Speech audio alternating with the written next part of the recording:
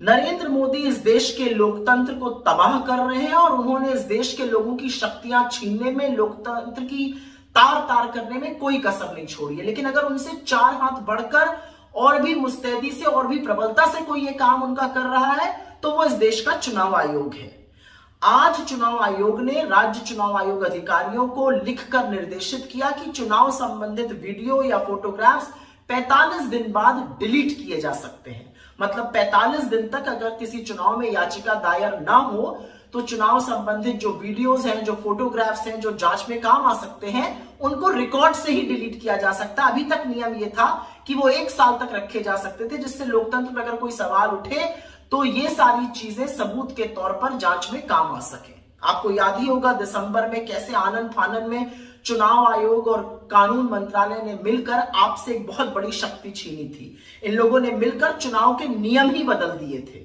इन्होंने मिलकर ये षड्यंत्र रचा, नए कानून बनाए जिसके तहत लोगों के पास चुनावी दस्तावेज, चुनावी वीडियोग्राफ्स, चुनावी फोटोग्राफ्स अब नहीं आ सकती हैं। और अब ये कानून बनाया गया जिससे रिकॉर्ड ही डिलीट किए जा रहे हैं। नरेंद्र मोदी इस देश के लोकतंत्र का जनाजा निकालने में कोई कसर नहीं छोड़ रहे हैं, पूरी बेशर्मी से, पूरी मुस्तैदी से निकाल रहे हैं। लेकिन अगर कोई उनसे 4 हाथ आगे बढ़कर इस पाप को कारगर कर रहा है तो वो इस देश का चुनाव आयोग है।